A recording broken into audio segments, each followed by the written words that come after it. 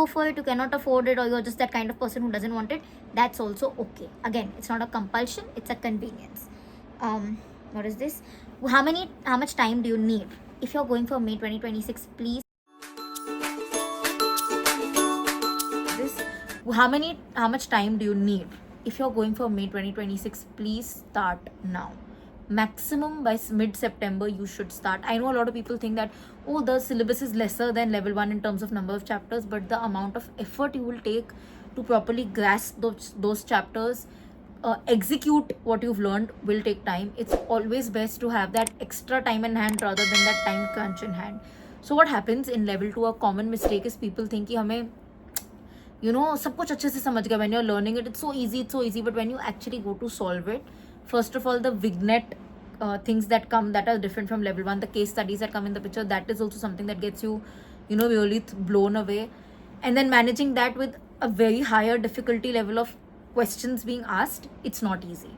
So even if initially you feel like I understood the concept, when it comes to executing what you understood, it can take time. Therefore, like I said, it's good to have that extra months in hand rather than not having enough time in hand. Start by mid September at the latest. Max 1st October tak please start.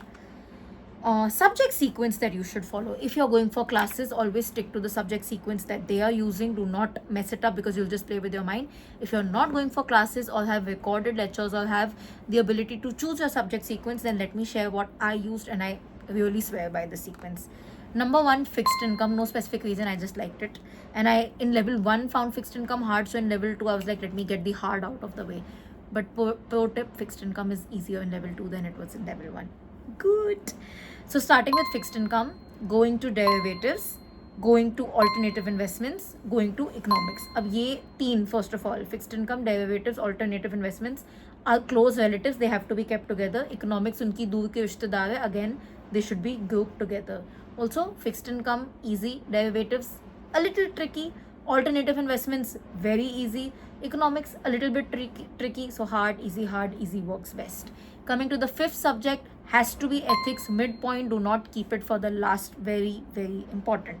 Subject number 6, FSA. Again, not as difficult as level 1 because there's no memorizing that is required here. It is more of understanding and solving and valuing. So it's great, but it is a little heavy. So therefore FSA.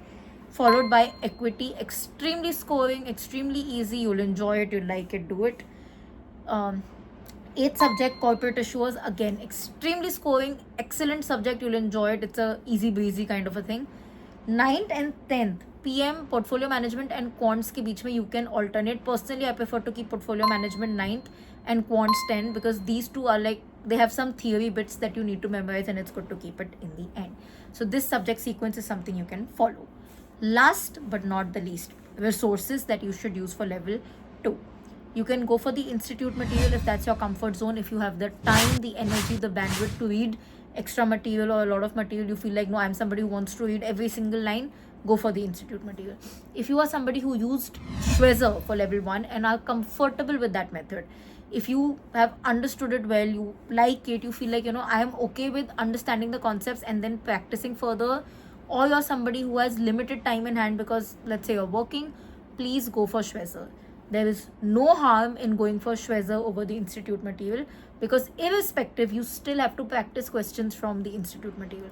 That is compulsory. When I say resources, I'm just talking about which portal to study from. So whether you study from the institute material, which is extremely in-depth, or you study from the Schwezer material, which is slightly a summarized version of that, it's okay. The goal is to understand the concept.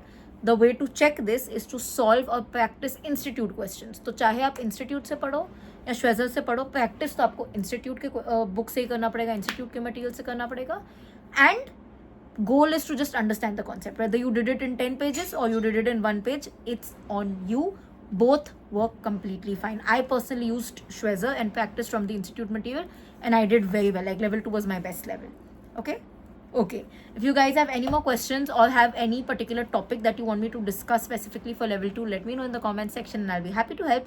If you like this particular video, don't forget to like, comment, share, subscribe. I'll see you guys very soon. Until then, keep sparkling and definitely keep learning.